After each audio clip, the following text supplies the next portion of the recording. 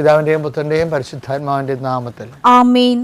അമ്മേ പരിശുദ്ധമേ, അമ്മേ പരിശുദ്ധമേ, ദൈവമാതാവേ, കൃപാസനത്തിലൂടെ ഞങ്ങൾക്ക് ഞങ്ങളുടെ ദേശത്തിനും അമ്മ മധ്യസ്ഥം തേടി തന്ന എല്ലാ അനുഗ്രഹങ്ങൾക്കും കൃപകൾക്കും ഞങ്ങളിപ്പോൾ ഹൃദയം നിറഞ്ഞ നന്ദി പറയുന്നു. അമ്മേ പരിശുദ്ധമേ, അമ്മേ പരിശുദ്ധമേ, ദൈവമാതാവേ, 2004 ഡിസംബർ 7-ാം തീയതി ഉച്ചകഴിഞ്ഞ് 2:30 കൃപാസനത്തിൽ സംഭവിച്ച അമ്മയുടെ പ്രത്യക്ഷപ്പെടലിനെ കുറിച്ച് തിരുസഭയ്ക്ക് സമർപ്പിച്ചിരിക്കുന്ന പഠനരേഖകളുടെ മേൽ സഭാത്മകമായ പഠനം ആരംഭിക്കുവാൻ ഞങ്ങൾ പ്രാർത്ഥിക്കുന്നു. അമ്മേ പരിശുദ്ധമേ, ഭൂസ്വർലോകങ്ങളുടെ രാജ്ഞിയായ അങ്ങേയ്ക്ക് ഭൗമ സംരക്ഷണത്തിനായി പ്രപഞ്ച പ്രകൃതിയെ തന്നെ തിരുസഭ പ്രതിഷ്ഠിക്കുവാൻ ഈ പ്രത്യക്ഷീകരണം വഴി ഇടയാക്കണമേ. പരിശുദ്ധമേ, ജപമാല മാതാവേ, സകല കൃപാസനം പ്രാർത്ഥനകളോടും ചേർത്ത് ഞങ്ങളിപ്പോൾ പ്രാർത്ഥിക്കുന്ന ഈ കുടുംബത്തിന്റെ പ്രത്യേക നിയോഗം പറമക്കളെ,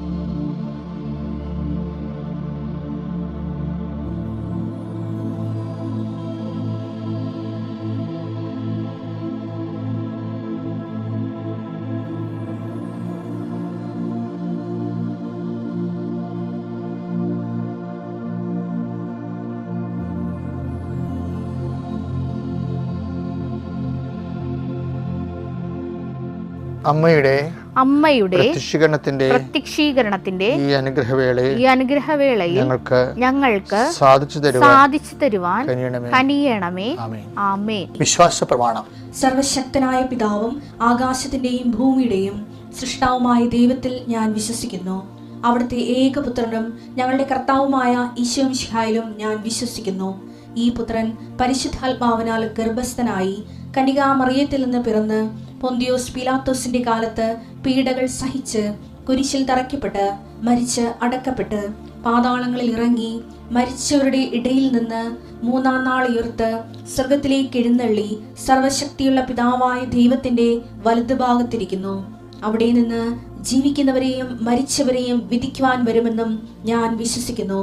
പരിശുദ്ധാത്മാവിലും ഞാൻ വിശ്വസിക്കുന്നു.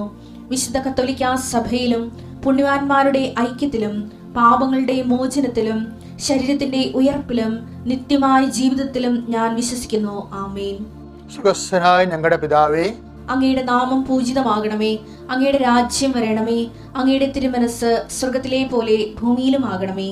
അന്നു വേണ്ടുന്ന ആഹാരം ഇന്ന് ഞങ്ങൾക്ക് തരണമേ. ഞങ്ങളോട് തെറ്റ് ചെയ്യുന്നവരോട് ഞങ്ങൾ ക്ഷമിക്കുന്നത് പോലെ ഞങ്ങളുടെ തെറ്റുകൾ ഞങ്ങളോടും ക്ഷമിക്കണമേ. ഞങ്ങളെ പ്രലോഭനത്തിൽ ഉൾപ്പെടുത്തരുതേ, തിന്മയിൽ ഞങ്ങൾ രക്ഷിക്കണമേ. ആമേൻ. നന്മ നിറഞ്ഞ മറിയമേ, സ്വസ്തി. കർത്താവ് അങ്ങയുടെ കൂടെ സ്ത്രീകളിൽ അങ്ങ് അനുഗ്രഹിക്കപ്പെട്ടവളാകുന്നു. അങ്ങയുടെ ഉദരത്തിൻ ഫലമായി ഈശോ അനുഗ്രഹിക്കപ്പെട്ടവനാകുന്നു. പരിശുദ്ധ മറിയമേ, തമ്പുരാന്റെ അമ്മേ, പാപികളായ ഞങ്ങൾക്ക് വേണ്ടി ഇപ്പോഴും ഞങ്ങളുടെ മരണസമയത്തും തമ്പുരാനോട് അപേക്ഷിക്കണമേ. ആമേൻ. എൻ്റെ കർത്താവിൻ്റെ ഉന്നതമായ നാമത്തിൽ നിങ്ങളുടെ വലത്തും ഇടത്തും ഇന്നത്തെ ജീവിത വഴികളിലെ വലത്തും ഇടത്തും വീട്ടിലും വഴിയിലും ജലത്തിലും കലയിലും മുകളിലെ ഹൃദയത്തിലും കർത്താവിൻ്റെ സാന്നിധ്യവും സുഖവാസവും സംരക്ഷണം ഉണ്ടാവട്ടെ. നീ എന്തിനു വേണ്ടിയൊന്നും ഉത്കണ്ഠപ്പെട്ടിരിക്കുന്നത്, ഏത് വിഷയത്തിന് വേണ്ടി നീ സങ്കടപ്പെട്ടിരിക്കുന്നത്, ആ മേഖലയിൽ കർത്താവിന് ഇടപെടുകയും നീ എവിടെ പോലും നിൻ്റെ കൂടെ ഞാൻ ഉണ്ടായിരിക്കുന്ന അളിച്ചത് കർത്താവിൻ്റെ സാന്നിധ്യം, സതതമായ സാന്നിധ്യം നിൻ്റെ കൂടെ ഉണ്ടാകുകയും നിനക്കൊരാൾ കൂടി ഉണ്ടായിരുന്നെങ്കിൽ ആരെയും കൊണ്ടുപോകാനും പറ്റത്തില്ല. പറഞ്ഞ രഹസ്യങ്ങൾ അവരറിയുകയും ചെയ്യും. നാട്ടിൽ പാട്ടാക്കും, വീട്ടിൽ പാട്ടാക്കും, തറവാട്ടിൽ പറഞ്ഞ് കെട്ടിയെഴുന്ന് വിളിക്കും. അതുകൊണ്ട് ആരെയും കൊണ്ടുപോകാനും പറ്റത്തില്ല, കൊണ്ടുപോകാതിരിക്കാൻ പറ്റത്തില്ല. ദുസ്സംഗൂരി നിൽക്കുന്ന മക്കൾക്ക് കർത്താവ് തന്നെ കൂടെ വരാനും നീ ഒറ്റയ്ക്ക് പോയാനും കർത്താവിൻ്റെ സന്നിധിയിൽ കർത്താവിൻ്റെ ചൈതന്യത്തിൽ നീ ആ വിഷയം കൈകാര്യം ചെയ്യാനുള്ള ആത്മഹത്യ നിനക്ക് ലഭിക്കാൻ വേണ്ടി പ്രാർത്ഥിക്കുന്നു. നഷ്ടപ്പെട്ടു പോയ രേഖകൾ, നഷ്ടപ്പെട്ട പണങ്ങൾ, നഷ്ടപ്പെട്ട പൊന്നുകൾ, അന്യാധീനപ്പെട്ടു പോയ വസ്തുക്കൾ, മറ്റുള്ളവർക്ക് ചതിക്കപ്പെട്ടതിൻ്റെ പേരിൽ ജോലി തരാമെന്ന് പറഞ്ഞ് ചതിക്കപ്പെട്ടതിൻ്റെ പേരിൽ വായ്പ വാങ്ങി തരാത്തതിൻ്റെ പേരിൽ ഒരു പണിയും നടക്കാതെ അതിൻ്റെ പേരിൽ വീട്ടിൽ എപ്പോഴും കലഹം ഉണ്ടാക്കുകയും ചെയ്തിരിക്കുന്ന അവസ്ഥകളിൽ നിന്ന് നീ രക്ഷപ്പെട്ടു വരുവാനും നിൻ്റെ അധ്വാന ശേഷി സത്യസന്ധമായ പണം നിനക്ക് തിരികെ ലഭിക്കുന്നതിന് വേണ്ടി ഈശ്വരനാമത്തിൽ പ്രാർത്ഥിക്കുന്നു. കർത്താവിൻ്റെ ഉന്നതമായ നാമത്തിൽ സഭയുടെ അധികാരം കുരിശടയാളത്തിൽ ദൈവശക്തിയാൽ നീ ഇന്നത്തെ ദിവസം മുഴുവൻ അനുഗ്രഹിക്കപ്പെടട്ടെ.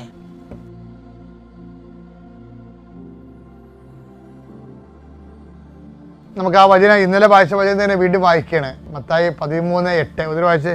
മറ്റു ചിലത് നല്ല നിലത്ത് വീണു, അത് 100 മേനിയും 60 മേനിയും 30 മേനിയും വിളവ് നൽകി.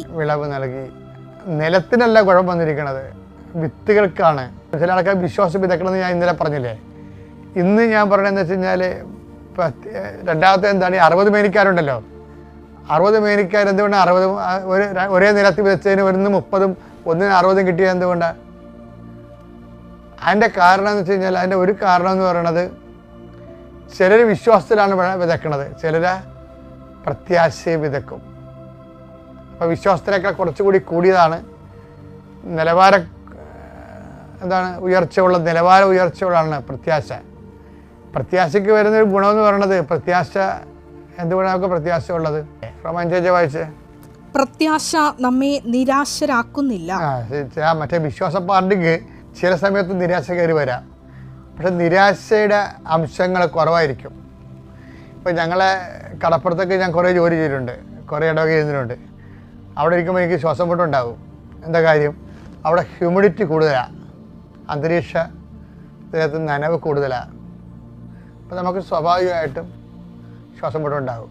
അപ്പോൾ ചിലയിടത്തൊക്കെ വരണ്ട കാലാവസ്ഥയായിരിക്കും. എന്താ ഈ നമ്മൾ അന്തരീക്ഷത്തിൽ ഹ്യൂമിഡിറ്റി, ഈർപ്പം കുറവായിരിക്കും.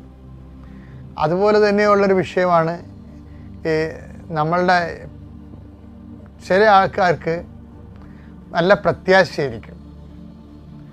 കാരണം ചിലത് വിശ്വാസം കൊണ്ട് മാത്രം ചില കാര്യങ്ങൾ നേടിയെടുക്കാൻ പറ്റത്തില്ല. പോസിബിളാണ്, വിശ്വാസം കൊണ്ട് പോസിബിളാണ്, പക്ഷേ നമുക്ക് കിട്ടണ്ടേ? മർക്കോസ് 9:23 യേശു പറഞ്ഞു കഴിയുമെങ്കിലെന്നോ വിശ്വസിക്കുന്നവന് എല്ലാ കാര്യങ്ങളും സാധിക്കും. It is possible. എൻ്റെ പ്രിയപ്പെട്ടവരെ, വിശ്വസിക്കുന്നവന് എല്ലാ കാര്യങ്ങളും സാധിക്കാൻ പറ്റും. പക്ഷേ ഈ സാധിക്കുന്നതും അനുഭവിക്കുന്നതും രണ്ട് മിഷനറിയാണ്. അപ്പം അനുഭവിക്കുന്നതിനെക്കുറിച്ച് നമുക്കൊന്ന് അടുത്ത ദിവസം കാണാം. അനുഭവിക്കുന്നതേ ഇറ്റ് ഈസ് പോസിബിൾ, പക്ഷെ അത് എക്സ്പീരിയൻസ് ചെയ്യണത് വേറെ ഒരു സബ്ജക്റ്റാണ്. അതെങ്ങനെയാണെന്നുള്ളത് നമുക്ക് അടുത്ത ദിവസം കാണാം. മഹത്വം ഉണ്ടായിരിക്കട്ടെ. ഞാൻ 2022 ജാനുവരി 12 ഇവിടെ ഉടമ്പടി എടുക്കാൻ വന്നത്. എനിക്ക് ഉടമ്പടി എടുക്കാനുണ്ടായ സാഹചര്യം, ഞാൻ എൻ്റെ വീട്ടിൽ ഭയങ്കര വിഷമത്തിൽ കഴിയുന്ന സമയത്താണ് എൻ്റെ യൂണിറ്റ് പ്രസിഡൻ്റ് എൻ്റെ വീട്ടിൽ വരുന്നത്. അപ്പോൾ താഴെ ഞങ്ങൾ 2 റൂമിലായിട്ട് ഞാനും എൻ്റെ കൊച്ചുങ്ങളും ഒരു ഹിന്ദിക്കാർ കിടക്കുന്ന അവസ്ഥയിലായിരുന്നു കിടന്നിരുന്നത്. എൻ്റെ വീട്ടിൽ തന്നെയാണ്, പക്ഷെ അതായിരുന്നു എൻ്റെ അവസ്ഥ. ഒരു മുറിയിൽ അടക്കളയും തുണിയും എല്ലാം ഒരു മുറിയിൽ തന്നെ, ഒരു മുറിയിൽ ബെഡ്റൂം, അതിലാണ് എൻ്റെ കൊച്ചുങ്ങൾ കിടന്നത്. ആ അവസ്ഥയിലിരിക്കുമ്പോൾ ആര് വന്നാലും എൻ്റെ അമ്മച്ചിയോട് ഞാൻ പറഞ്ഞിട്ടുണ്ട്, ഒരാളെ പോലും മേളിലോട്ട് കയറ്റി വിടരുതെന്ന്. കാരണം അത്ര ശോചനീയമാണ് ഞങ്ങളുടെ അവസ്ഥ. അപ്പോൾ അങ്ങനെ ഇരിക്കുന്ന സമയത്ത് ഈ പ്രസിഡൻറ്റ് രാവിലെ വീട്ടിൽ വന്നപ്പം ഇവിടെ വീട്ടിലില്ല എന്ന് പറഞ്ഞു. അപ്പോൾ അവരെന്നെ ഫോൺ വിളിച്ചപ്പോൾ ഞാൻ ചിരിച്ചിട്ട് പറഞ്ഞു, ഞാനിവിടെ തന്നെ ഉണ്ടായിരുന്നു, ഞാനിവിടെ മേളിലുണ്ടായിരുന്നു, അപ്പം എന്താ ഇറങ്ങി വരാഞ്ഞെന്ന് വെച്ചു. അപ്പം സങ്കടത്തിലിരുന്ന സമയത്ത് ഞാൻ എല്ലാ സങ്കടങ്ങളും അങ്ങോട്ട് പറഞ്ഞു, എൻ്റെ അവസ്ഥ ഏതാണ് എന്നൊക്കെ പറഞ്ഞു. അപ്പോൾ എന്നോട് പറഞ്ഞു, ഞാൻ വിളിക്കുന്നിടത്ത് വരാമോ എന്ന് ചോദിച്ചു. അപ്പം ഞാൻ ചോദിച്ചു, എവിടെയാണ്? ഞാനൊരു കച്ചിത്തുമ്പ് കാത്തിരിക്കണമായിരുന്നു, അത്ര അവസ്ഥയിലായിരുന്നു എൻ്റെ ജീവിതം. അടുക്കളയിൽ ചെന്ന് കഴിഞ്ഞാൽ ഞാൻ കരയും. എനിക്ക് ഒരു സ്വന്തമായിട്ട് അടുക്കള, വീടല്ല ഞാൻ ചോദിച്ചത്, എനിക്ക് സ്വന്തമായിട്ടൊരു അടുക്കള തരുമോ ദൈവമേ, മാതാവി എനിക്ക് അടുക്കള തന്നെ. ഞാനൊരു ചെറിയ ഇരുമ്പ് ഡെസ്കിലാണ് സ്റ്റൗ വെച്ച് പാചകം ചെയ്യുന്നത്. അപ്പോൾ ഭയങ്കര സങ്കടമോ രാവിലെ വരുമ്പോൾ. പക്ഷേ എൻ്റെ അപ്പച്ചനും അമ്മച്ചിക്കും ഒന്നും അതൊരു വേദനയായിട്ട് തോന്നിയിരുന്നില്ല. ഹസ്ബൻഡ് കൂടെ ഇല്ല, മദ്യപാനിയാണ്, അങ്ങനെ ഒരു അവസ്ഥയിലായിരുന്നു ജീവിതം. എന്നിട്ട് ചേച്ചി എന്നോട് പറഞ്ഞു, നാളത്തെ കഴിഞ്ഞ് നീ 9:30 ബസ് സ്റ്റോപ്പിൽ ഉണ്ടാവണം, ഞാനൊരു സ്ഥലത്ത് കൊണ്ടുപോവാം. കൃപാസനം നീ കേട്ടിട്ടുണ്ടോ? ഞാൻ കേട്ടിട്ടുണ്ട്, പത്രമൊക്കെ കണ്ടിട്ടുണ്ട്, വീടിൻ്റെ ഫ്രണ്ടിലൊക്കെ വീണ് കിടക്കണം കണ്ടിട്ടുണ്ട്, ഞാൻ എന്താണെന്ന് പോലും ശ്രദ്ധിച്ചിട്ടില്ല എന്ന് പറഞ്ഞു. അപ്പം നീ അങ്ങോട്ട് വാ, ബാക്കി നമുക്ക് അവിടെ വെച്ച് കാണാട്ടോ എന്ന് പറഞ്ഞു. എന്നിട്ട് എന്നോട് ഞാൻ പിറ്റേ ദിവസം വന്നു. 9:30 ബസ്സിൽ വരുമെന്ന് നേരത്തെ പറഞ്ഞു, നീ വന്ന വഴി മാതാവിൻ്റെ അടുത്ത് അവിടെ നീ കാല് കുത്തുമ്പോൾ നീ പുറകോട്ടല്ല, നീ മുന്നോട്ടാണ് പോണേ, നിനക്ക് ഇനി അനുഗ്രഹങ്ങളുടെ പട്ടികയായിരിക്കുമെന്ന്. ഞാൻ ഒട്ടും വിശ്വസിച്ചില്ല. ഇവിടെ വന്നു, സാധാരണ വന്നു പോയി, ഒന്നും എനിക്ക് പ്രത്യേകിച്ചൊന്നും തോന്നിയില്ല. ഉടമ്പടി എടുത്തു, ഞാൻ തിരികെ ചെന്നു. പറഞ്ഞ പോലെ പിറ്റേ ദിവസം പോയി കുമ്പസാരിച്ച് എൻ്റെ പ്രാർത്ഥന ഞാൻ സ്റ്റാർട്ട് ചെയ്തു. അപ്പോൾ അതിന് തൊട്ട് മുമ്പാണ് അപ്പച്ചൻ എന്നോട് വീട് മാറാൻ പറയണേ, വാടക വീട്. അപ്പോൾ എൻ്റെ കൊച്ചിനെ ഞങ്ങൾ ഇങ്ങനെ ജീവിച്ചതുകൊണ്ട് എൻ്റെ മോൻ IT ഫീൽഡിൽ വർക്ക് ചെയ്ത് തുടങ്ങിയിരുന്നു. അപ്പോൾ എന്നോട് പറഞ്ഞു, മമ്മി 15 രൂപ വാടക, 3 ബെഡ്റൂം വിത്ത് ബാത്റൂം, ഇതാണ് മസ്റ്റ്, പുതിയ വീടായിരിക്കണം. എന്താണെന്ന് വെച്ചാൽ നാട്ടുകാരുടെ മുന്നിൽ ഞങ്ങൾ നാണം കെട്ട് ഇറങ്ങി പോയി എന്ന് പറയരുത്. ഇതായിരുന്നു കൊച്ചിൻ്റെ മനോഭാവം. അങ്ങനെ ഞങ്ങൾ അത്ര സങ്കടത്തിലാണ് ഞങ്ങൾ ജീവിച്ചത്. എന്നിട്ട് കൃപാസനത്തിൽ വന്നതിൻ്റെ പിറ്റേ ദിവസം എൻ്റെ ഒരു ഫ്രണ്ട് എന്നെ വിളിച്ചിട്ട് കുറേ ഫോട്ടോസ് അയച്ചു തന്നിട്ട് പറഞ്ഞു, ചേച്ചി എത്രയും പെട്ടെന്ന് വേഗം വാ, ചേച്ചിക്കൊരു വീട് കാണിച്ചു തരാം.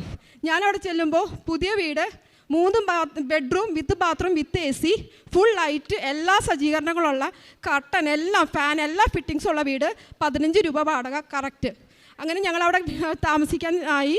അപ്പോൾ കൊച്ചു പറഞ്ഞു, 6 മാസത്തോട്ട് മമ്മി ഇവിടെ, അത് കഴിഞ്ഞാൽ നമുക്ക് വീട് പണിയണം. അപ്പോൾ എനിക്ക് ഒരു സ്ഥലം ഉണ്ടായിരുന്നു.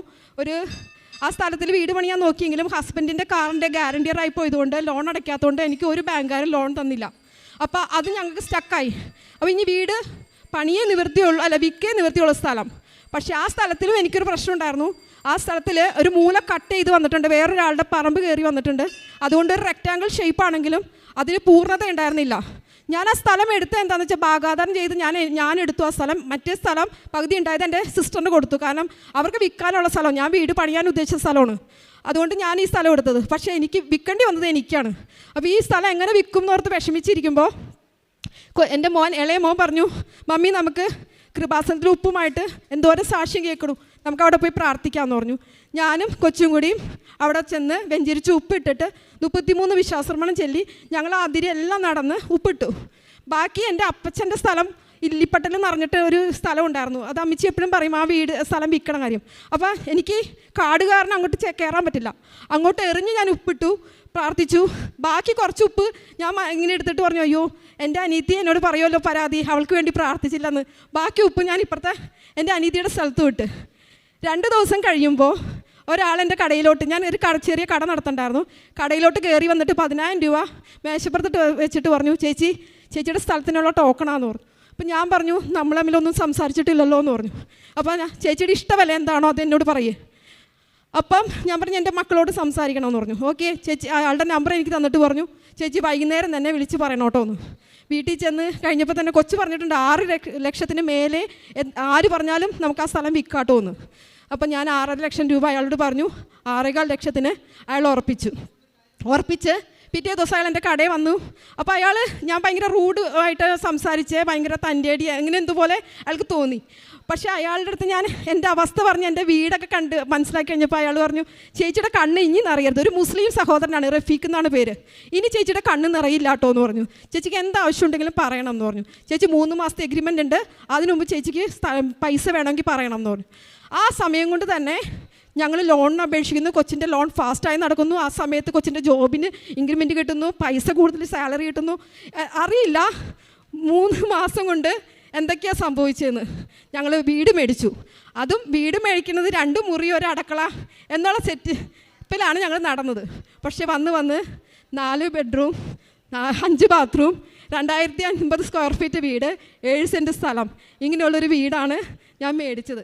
എനിക്ക് തന്നെ അറിയില്ല. എൻ്റെ വീടിൻ്റെ വെഞ്ചിരിപ്പിന് വന്നവരെല്ലാവരും, എന്നെ അറിയുന്നവരെല്ലാവരും അതിശയിച്ചിട്ട് ചോദിച്ചു, വീടിൻ്റെ ലൊക്കേഷൻ ഇട്ട് കൊടുത്തു കഴിഞ്ഞപ്പോൾ അവർക്ക് ആ വീട്ടിലോട്ട് കയറാൻ പേടി. ഇത് എൻ്റെ തന്നെ വീടാണോ എന്ന് അവർക്ക് വിശ്വസിക്കാൻ പറ്റണില്ല. അത്രയ്ക്കും സങ്കടത്തിലാണ് എൻ്റെ ജീവിതം. എനിക്ക് ഭർത്താവില്ല, ഞങ്ങൾ കഷ്ടിച്ചാണ് ജീവിച്ചിരുന്നത്, അങ്ങനെയൊക്കെ. അപ്പം വീട്ടിൽ കയറി വന്നപ്പോൾ തന്നെ എന്നോട് ചോദിച്ചു, ഇതെങ്ങനെ സംഭവിച്ചു? ഞാൻ പറഞ്ഞു, എൻ്റെ കൃപാസനം മാതാവ് തന്നതാ. അപ്പോൾ അവരെല്ലാവരും അവിടെ സെറ്റിലിരുന്നു, അവർക്ക് കേൾക്കണം എന്താണ് എൻ്റെ സാക്ഷ്യം. ഞാൻ ഈ സാക്ഷ്യമൊക്കെ പറഞ്ഞു. അങ്ങനെ എനിക്ക് മാതാവ് ഒരു വലിയ അത്ഭുതം. സ്ഥലം വിൽക്കുന്നു, ഞാൻ വീട് മേടിക്കാനല്ല പണിയാൻ വേണ്ടിയാണ് മാതാവിനോട് ഞാൻ ഇതിൽ എഴുതി കൊടുക്കുമല്ലേ നമ്മൾ ആവശ്യം എഴുതി കൊടുത്തത്. പക്ഷേ മാതാവ് അതിലപ്പുറമായിട്ട് എനിക്ക് സ്ഥലവും വീടും, അതും എല്ലാവരും അതിശയിക്കുന്ന രീതിയിലുള്ള വീടും എനിക്ക് തന്നു. പിന്നെ എനിക്ക് അടുത്തത്, ഞാൻ വാടക വീട്ടിൽ കിടക്കുന്ന സമയത്ത് തന്നെ എനിക്കുണ്ടായ സംഭവങ്ങൾ, എൻ്റെ ചേട്ടൻ ഒരു ഹിന്ദു സ്ത്രീയെ കല്യാണം കഴിച്ചിട്ട് അവരിലൊരു മകളുണ്ടായിരുന്നു. അത് ഞങ്ങൾക്ക് എല്ലാവർക്കും എതിർപ്പായിരുന്നു. ഞങ്ങൾക്ക് ആരും ഇഷ്ടപ്പെടുന്നില്ലായിരുന്നു, ഞങ്ങൾ മിണ്ടുമൊന്നുമില്ലായിരുന്നു. പക്ഷേ എനിക്കറിയില്ല, കൃപാസനത്തിൽ വന്നേ പിന്നെ എനിക്ക് ആ കൊച്ചിനോട് ഭയങ്കര സങ്കടം. അവൻ്റെ കല്യാണം എനിക്ക് നടത്തണം എന്ന് പറഞ്ഞാൽ പ്രാർത്ഥിക്കാൻ തുടങ്ങി. അവൾക്ക് കല്യാണം വന്നെങ്കിലും എൻ്റെ ചേട്ടൻ ഇങ്ങനെയൊക്കെ ജീവിച്ചുകൊണ്ട് ഒരു മൾട്ടി സ്വഭാവമുള്ള ഒരാളായി മാറിയിരുന്നു, ഒരു മാനസിക രോഗിനെ പോലെ ആയിരുന്നു. അപ്പോൾ ഈ കല്യാണം നടക്കാൻ ഭയങ്കര ബുദ്ധിമുട്ടൊക്കെ. ആര് വീട്ടിൽ കല്യാണം ആലോചനയ്ക്ക് വന്നാലും ചേട്ടൻ്റെ എന്തെങ്കിലും സ്വഭാവം കൊണ്ട് അവർ റിജക്റ്റ് ചെയ്ത് പോകും. പക്ഷെ ഒരു പയ്യൻ വന്നിട്ട് അവരുടെ വീട്ടുകാരൊക്കെ എതിർത്തിട്ടും ഈ കൊച്ചിനെ എങ്ങനെയെങ്കിലും ഇവിടുന്ന് രക്ഷപ്പെടുത്തണം എന്നുള്ള ഒരു ചിന്താഗതിയോടുകൂടി ആ കൊച്ച് പറഞ്ഞു, എനിക്ക് ഈ കല്യാണം മതി. അങ്ങനെ പറഞ്ഞാൽ കല്യാണം നടക്കാനുള്ള എല്ലാ വഴികളും വന്നു. പക്ഷേ മനസ്സമ്മതത്തിൻ്റെ തലേ ദിവസം വരെ ഞങ്ങൾ ഡ്രസ്സ് പോലും റെഡിയാക്കിയില്ല എന്നുള്ളത്. അത്ര പേടിച്ചാൽ ഞങ്ങൾ നിൽക്കണം. കാരണം എൻ്റെ ചേട്ടൻ്റെ സ്വഭാവം എപ്പോഴും മാറിക്കൊണ്ടിരിക്കുക. കല്യാണം നടക്കുമോ, മനസ്സമ്മതം നടക്കുമോ. ഇവിടെ വന്ന് ഞാൻ അതിനു മുമ്പ് ഞാനും എൻ്റെ സിസ്റ്ററും കൂടി ഇവിടെ വന്ന് അച്ഛനെ ഒന്ന് കണ്ടിട്ട് ഒന്ന് കരഞ്ഞ് പറയാൻ, അച്ഛാ ഇതാ ഞങ്ങളുടെ സ്ഥിതി, പെങ്കൊച്ചിൻ്റെ കല്യാണമെങ്കിലും നടക്കണം. പക്ഷേ ഇവിടുത്തെ സിസ്റ്റർ എന്നോട് പറഞ്ഞു, മോളെ മാതാവ് നിൻ്റെ കണ്ണുനീര് കാണും, നീ ഒന്ന് അവിടെ നിന്ന് ഉറക്കെ ഒന്ന് വിളിച്ച് നീ കരഞ്ഞേ മാതാവിനോട് എന്ന് പറഞ്ഞു. എന്നിട്ട് ഞങ്ങൾ എന്നാലും സങ്കടത്തിന് പോയി, അച്ഛനെ കാണാൻ പറ്റിയില്ലല്ലോ എന്ന്. പക്ഷേ കല്യാണം നടന്നതും മനസ്സമ്മതം നടന്നതും അതിശയിപ്പിക്കുന്ന രീതിയിലായിരുന്നു. എല്ലാവരും സാമ്പത്തികമായിട്ട് എൻ്റെ ചേട്ടൻ്റെ കയ്യിലൊന്നുമില്ല, എന്നിട്ട് പോലും സ്റ്റേജ് ഡെക്കറേഷൻ വന്നവർ കുറവ് പൈസ, ഫ്ലവറിൻ്റെ ആൾ ചേട്ടൻ്റെ കൂട്ടുകാരനായിരുന്നു. പറഞ്ഞു, നിനക്ക് എന്ത് ഫ്ലവറാണ് വേണ്ടേ, ഏത് കളർ, വില നീ ചോദിക്കരുത്. റിസപ്ഷനിസ്റ്റിനോട് പറഞ്ഞു, ഈ പൂവിൻ്റെ വില പറയരുത്. അവർ റെഡ് ഫ്ലവർ പറഞ്ഞു, ഫുൾ ഒറിജിനൽ റെഡ് ഫ്ലവർ. എല്ലാ കല്യാണത്തിനും വന്നൊരു തൊട്ട് നോക്കുകയാണ് അത് ഒറിജിനൽ തന്നെയാണോ എന്ന്. അത്രയും നല്ല സ്റ്റേജ്. വിവാഹ സഹായ നിധി ചോദിച്ചു, പള്ളിയിൽ അരമനയിൽ പോയി ചോദിച്ചിട്ടുണ്ട്, അതും മേടിച്ചിട്ട്. ആ കല്യാണം ഫുഡ് ലൈവായിട്ട് അവരും അത് ചേട്ടനോടുള്ള ആ ഒരു എന്തോ ഒരു ഇത് കൊയർ എല്ലാവരും എന്തൊക്കെയാണ് അവിടെ നടന്നതെന്ന് ഞങ്ങൾക്ക് തന്നെ അറിയില്ല. അത്രയും ഗംഭീരമായിട്ട് തുറന്ന് പറയാൻ പറ്റില്ല. ആ പെങ്കൊച്ചിന് ഒരു സ്ത്രീധനം കൊടുക്കാൻ പാടില്ല, എന്നാൽ പോലും ഒരു പൈസ പോലും ആ ചെറുക്കൻ്റെ കയ്യിൽ വെച്ച് കൊടുക്കാൻ അവർക്ക് ഉണ്ടായിരുന്നില്ല. അത്ര പോലും ഇല്ലാഞ്ഞിട്ട് പോലും ആ ചെറുക്കൻ്റെ ആ കല്യാണം എങ്ങനെയാണ് നടന്നതെന്ന് ഞങ്ങൾക്ക് അറിയില്ല. അത്ര അത്ഭുതമായിരുന്നു. അച്ഛന് ഞങ്ങളോട് ദേഷ്യം വന്നു, ഈ കല്യാണമാണോ നിങ്ങളൊന്നുമില്ല എന്ന് പറഞ്ഞു. അത്രയും ഗംഭീരമായിരുന്നു. വന്നവരൊക്കെ പറഞ്ഞു വിശ്വസിക്കാൻ പറ്റണില്ലെന്ന്. അങ്ങനെ ആ ഒരു കല്യാണം നടന്നു. പിന്നെ എൻ്റെ സിസ്റ്ററിൻ്റെ മോൻ ഫസ്റ്റ് ഏവിയേഷൻ കഴിഞ്ഞ് BBA ഏവിയേഷൻ കഴിഞ്ഞിട്ട് ജോലിക്ക് ഇൻ്റർവ്യൂവിന് നിൽക്കുകയാണ്. 600 പേരുണ്ട്. ഫസ്റ്റ് ഇൻ്റർവ്യൂ ആണ്. മോക്ക് ഇൻ്റർവ്യൂ നടക്കുമ്പോൾ അവൻ കണ്ണൊക്കെ ചുമന്ന് വേർത്തൊലിച്ച് നിന്നപ്പോൾ ആ മാഡം എൻ്റെ സിസ്റ്ററിനെ വിളിച്ചിട്ട് പറഞ്ഞു, ഇങ്ങനെയാണെങ്കിൽ കൊച്ചിന് ഇൻ്റർവ്യൂ അറ്റൻഡ് ചെയ്യാൻ പറ്റൂല കേട്ടോ, ജോലി കിട്ടൂല കേട്ടോ എന്ന് പറഞ്ഞു. അപ്പോൾ അവൾ എന്നെ വിളിച്ചിട്ട് പറഞ്ഞു, എടി എനിക്ക് സങ്കടം വന്നു, ഞാൻ എന്താ പറയുന്നത്. ഞാൻ പറഞ്ഞു, നമുക്ക് മാതാവില്ലേ, മാതാവിനോട് പ്രാർത്ഥിക്കാം. എന്നിട്ട് ഞാൻ മാതാവിനോട് ഞാൻ കരഞ്ഞിങ്ങനെ പ്രാർത്ഥിച്ചു, നന്നായിട്ട് കരയാൻ ഞാൻ മാതാവിനോട്. അങ്ങനെ പ്രാർത്ഥിക്കുമ്പോൾ എൻ്റെ മോൻ ചോദിച്ചു, മമ്മി എനിക്ക് വേണ്ടി ഇത്രയും കരയാറുണ്ടോ എന്ന് ചോദിച്ചു. പക്ഷെ എനിക്കറിയില്ല, ആ കൊച്ച് ജനിക്കുമ്പോൾ അവന് പാൽ കുടിക്കാനുള്ള കഴിവുണ്ടായിരുന്നില്ല. 2 ചെവിടും പഴുത്തു ഒലിക്കുമായിരുന്നു. അപ്പോൾ ബുദ്ധിക്ക് വരെയും എന്തെങ്കിലും സംഭവിക്കുമെന്ന് പേടിച്ചിരുന്നു ഞങ്ങൾ ആ കൊച്ചിനെ കുറിച്ച്. പക്ഷെ അവനാണ് BBA ഏവിയേഷൻ ഫുൾ പാസ്സായിട്ട് ഒരു സബ്ജക്റ്റ് പോലും പോകാതെ പാസ്സായത്. അപ്പോൾ ആ കൊച്ചിനാണ് ഇൻ്റർവ്യൂ. അപ്പോൾ അമ്മയോട് ഞാൻ പറഞ്ഞു, അമ്മേ നീ ആ കൊച്ചിനെ ഒന്ന് ഓർക്കണല്ലേ, അന്നത്തെ ആ കുഞ്ഞി കൊച്ചിനെ, അവനാണ് ഈ നിൽക്കുന്നത് ജോലിക്ക് വേണ്ടിയിട്ട്. ഇനി നീ ചെയ്യുന്ന എല്ലാ കാര്യങ്ങളും. കൊച്ചിനോടും ഞാൻ പറഞ്ഞു, മോനൊന്നും പറയണ്ട, അമ്മ സംസാരിച്ചോളും, മോൻ ആ കാശ് രൂപ കൈ പിടിച്ചു, നീ പേടിക്കണ്ട, അറിയില്ല എന്ന് തുറന്നു പറഞ്ഞു. എന്നിട്ട് നീ ഇൻ്റർവ്യൂ അറ്റൻഡ് ചെയ്യ്, ചിരിച്ചിട്ട് നീ കയറിപ്പൊക്കോളണം എന്ന് പറഞ്ഞു. അവൻ പറയണത് പിറ്റേ ദിവസം എന്താ സംഭവിച്ചതെന്ന്, അവൻ ചിരിച്ചിട്ടാണ് ഇൻ്റർവ്യൂ ഇതിലോട്ട് കയറിപ്പോയേ. 8 പേരുണ്ടായിരുന്നു. അവൻ സംസാരിച്ച് തുടങ്ങുമ്പോൾ തന്നെ ഇവരെല്ലാവരും തിരിഞ്ഞു ഒരുപോലെ അവനോട് ചിരിച്ച് വർത്താനം പറഞ്ഞു. ശരിക്കും പറഞ്ഞാൽ അവൻ പറയണത് എന്താ ചോദിച്ചതെന്നും എന്താ പറഞ്ഞതെന്നും എനിക്കറിയില്ല. എൻ്റെ അമ്മയുടെ ജോലി ചോദിച്ചത് എനിക്ക് ഓർമ്മയുണ്ട്. അപ്പോൾ എംബ്രോയ്ഡറി ആണെന്ന് പറഞ്ഞു. എംബ്രോയ്ഡറി എങ്ങനെ ചെയ്യണമെന്ന് നിനക്ക് അറിയുമെന്ന് ചോദിച്ചു. അങ്ങനെ തമാശ പറഞ്ഞ് അവർ ചിരിച്ച് അവനോട് പറഞ്ഞ് ഗുഡ് എന്ന് പറഞ്ഞിറങ്ങി. അവൻ ഇൻ്റർവ്യൂവിൽ അവന് ജോലി കിട്ടി. അതും പറഞ്ഞ പൊസിഷനല്ല, അതിൻ്റെ മേലെ. അത് ഞാൻ മാതാവിനോട് പറഞ്ഞിരുന്നു, എല്ലാവരും വൗ എന്ന് പറയണം, അവന് കിട്ടുന്ന ജോലി അതിലേക്ക് മേലെ ആയിരിക്കണം. അത് തന്നെ മാതാവ് കൊടുത്തു. അവന് അതിലും മേലെയുള്ള ജോലി കിട്ടി. പിന്നെ ഞാൻ വാടകയ്ക്ക് താമസിക്കുന്ന സമയത്ത് എൻ്റെ വീട്ടിൽ കള്ളം കയറിയപ്പം എൻ്റെ ഡോറ് ഒരു പകുതിയോളം തുറന്നു. ഞാൻ ഇരുട്ടത്ത് ചെറിയ വെട്ടത്തിൽ ഞാൻ കാണുന്നുണ്ട് ഒരാൾ ഡോറ് തുറക്കണേ. അപ്പോൾ ഞാൻ എൻ്റെ മോനാന്ന് വിചാരിച്ചിട്ട് ഞാൻ പറഞ്ഞു, എന്താ മോനെ എന്ന് ചോദിച്ചു. അപ്പോൾ ഒന്നും മിണ്ടണില്ല. അപ്പോൾ ആ കള്ളൻ പതിയെ അവിടെ നിന്ന് കുറച്ച് നേരം. പക്ഷെ കള്ളനാന്ന് എനിക്കറിയില്ല. ഞാൻ വീണ്ടും ചോദിച്ചു, മോനെന്താ മിണ്ടാത്തേ എന്ന് പറഞ്ഞ് ഞാൻ എഴുന്നേറ്റു. അപ്പോൾ അവന് പനി ഉണ്ടായിരുന്നു തലേ ദിവസം. പിന്നെ എന്താണോ ഈ മിണ്ടാത്തേ? ഞാൻ പതിയെ ഡോറ് തുറക്കലും ഈ ഡോറിൻ്റെ അടുത്തോട്ട് നടക്കലും ഇയാൾ ഡോറ് പതിയെ അടച്ചു. എൻ്റെ ആ ഡോറിൻ്റെ തൊട്ടടുത്ത് എൻ്റെ മാല ഇരിപ്പുണ്ടായിരുന്നു, പൈസ ബാഗിലിരിപ്പുണ്ടായിരുന്നു, ഈ സ്ഥലത്തിൻ്റെ ഇത് ടോക്കൺ തന്ന പൈസയാണ് അതിരിപ്പുണ്ടായിരുന്നു.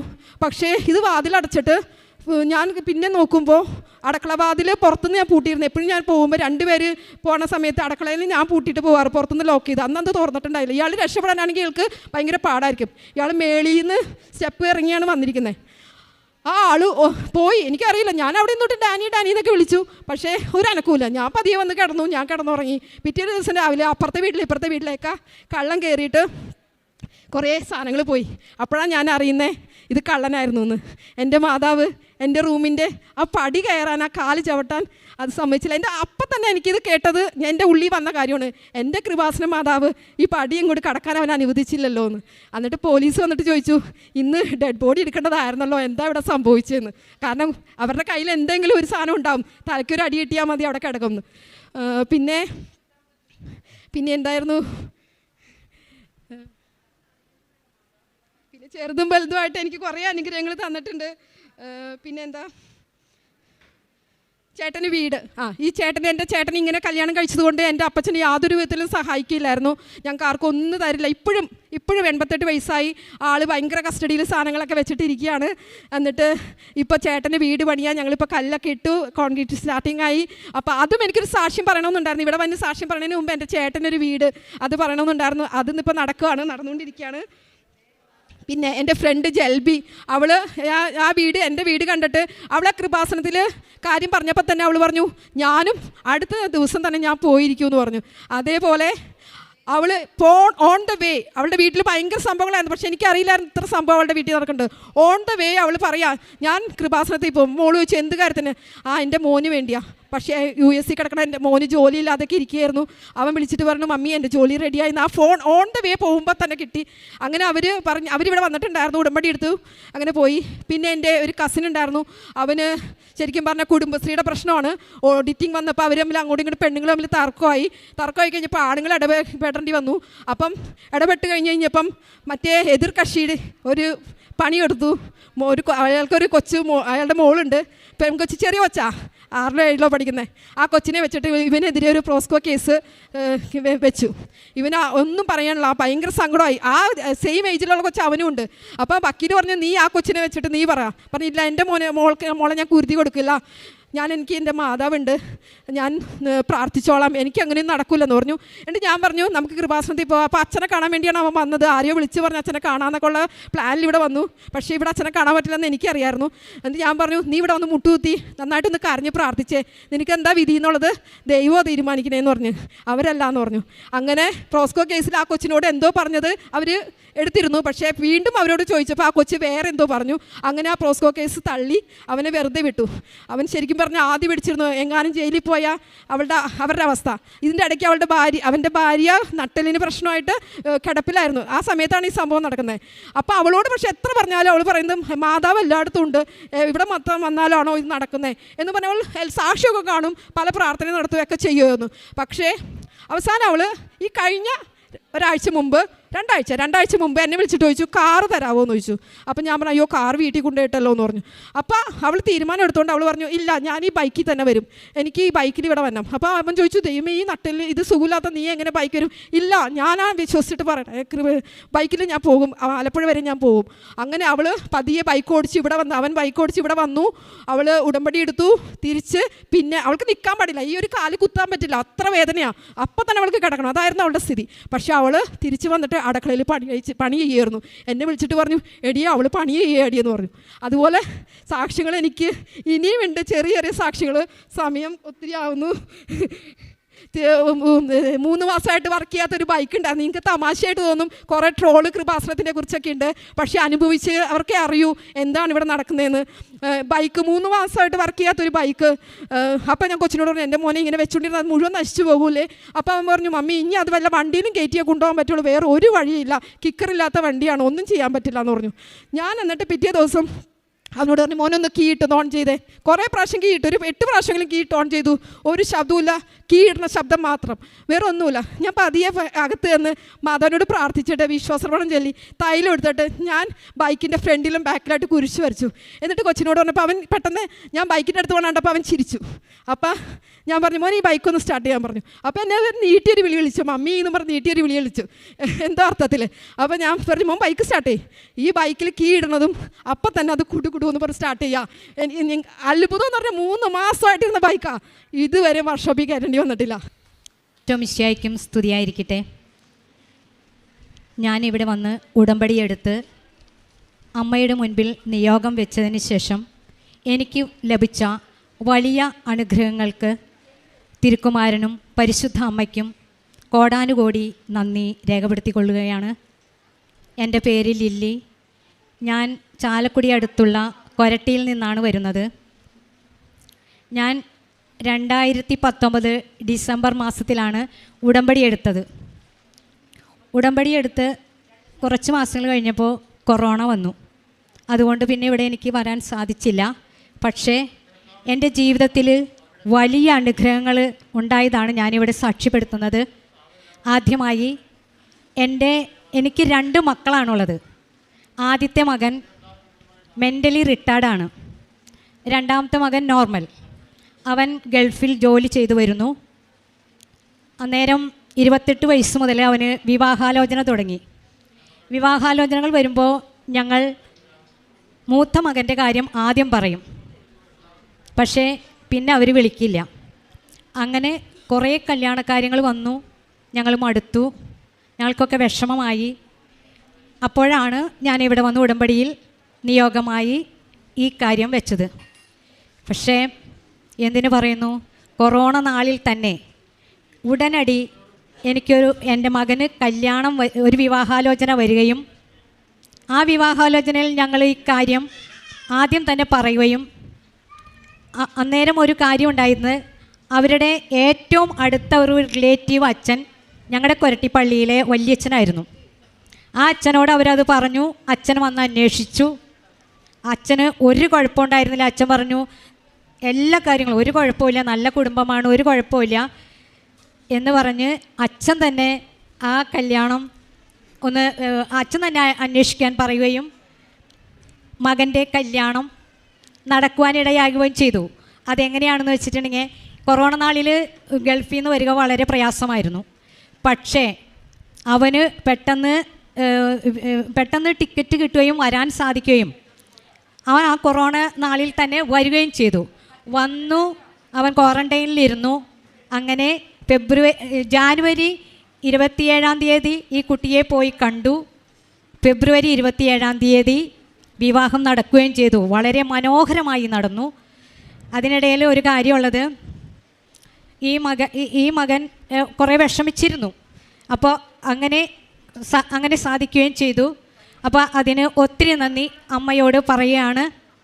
അതുപോലെ തന്നെ എൻ്റെ ഭർത്താവിൻ്റെ എൻ്റെ ഭർത്താവിന് 50 വർഷമായി പുകവലി ഉണ്ടായിട്ട്. ഞാൻ വിവാഹം കഴിച്ചു വന്നതിന് ശേഷം കുറേ ട്രൈ ചെയ്തു, ഒന്ന് മാറിക്കിട്ടാൻ വേണ്ടി പ്രാർത്ഥിച്ചു, അങ്ങനെയൊക്കെ ചെയ്തു, കുറേ പറഞ്ഞൊക്കെ നോക്കി, ഒരു രക്ഷയുണ്ടായിരുന്നില്ല. പക്ഷേ ഇപ്പോൾ ഒരു വലിയ അനുഗ്രഹം കിട്ടി. അതായത് എൻ്റെ ഭർത്താവിന് കാലിലൊരു വലിയ മുറിവ് സംഭവിച്ചു. അതായത് മരം മുറിക്കുന്ന ഒരു കട്ടർ ഉപയോഗിച്ചപ്പോൾ ആ കട്ടർ കൊണ്ടിട്ട് കാല് വലിയ മുറിവ് സംഭവിച്ചു. കാലിൻ്റെ അടി തുടങ്ങി കുറേ മുകൾ ഭാഗം വരെ ആ കട്ടർ കൊണ്ട് മുറിവ് സംഭവിച്ചു. അപ്പോൾ ഡോക്ടറുടെ അടുത്ത് കൊണ്ടു ചെന്നപ്പോൾ ഡോക്ടർ പറഞ്ഞു, എന്നെ വിളിച്ചിട്ട് കാര്യം പറഞ്ഞു, വെയിൻ കട്ടായിട്ടുണ്ടെന്നാണ് സംശയം. ഒപ്പം തന്നെ വലിയ ആഴത്തിലുള്ള മുറിവാണ്.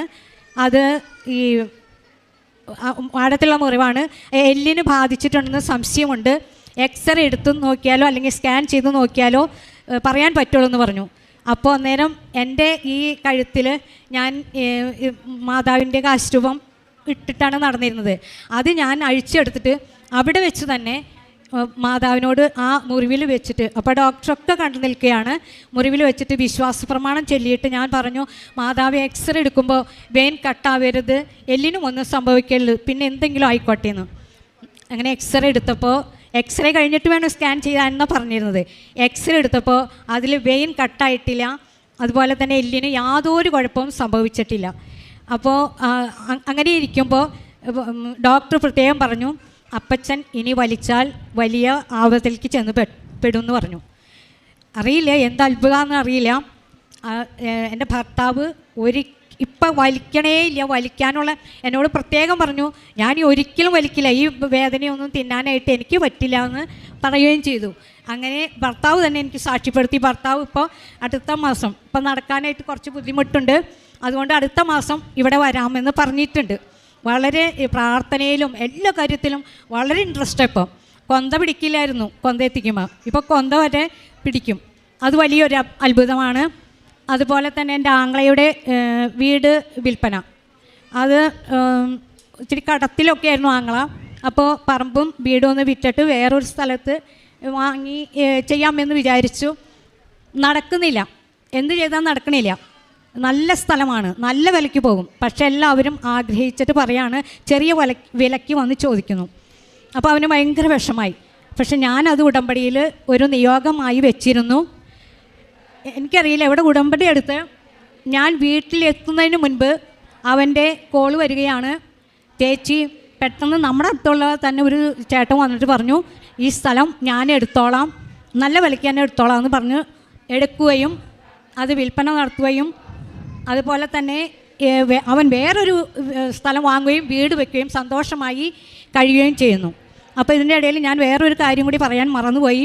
മകൻ്റെ വിവാഹത്തിൻ്റെ കാര്യം പറഞ്ഞല്ലോ, അത് വേറൊരു അത്ഭുതം കൂടി നടന്നു. ആ കുട്ടി OET എഴുതിയൊരു കുട്ടിയായിരുന്നു. അങ്ങനെ അവർ രണ്ടുപേരും ഇപ്പോൾ UK സന്തോഷമായി കഴിയുകയാണ്. പിന്നെ ചെറുതും വലുതുമായ ഒത്തിരി അനുഗ്രഹങ്ങളാണ് അമ്മ മാതാവ് എനിക്ക് തന്നുകൊണ്ടിരിക്കുന്നത്. അതൊക്കെ ഇവിടെ പറയുവാനായിട്ട് സമയമില്ലാത്തതിൻ്റെ പേരിൽ എല്ലാറ്റിനും തിരുക്കുമാരനോടും അമ്മയോടും നന്ദി പറഞ്ഞുകൊള്ളുന്നു. ശക്തനായവൻ എനിക്ക് വലിയ കാര്യങ്ങൾ ചെയ്തു തന്നിരിക്കുന്നു. ദൈവത്തിൻ്റെ നാമം മഹത്വപ്പെടട്ടെ.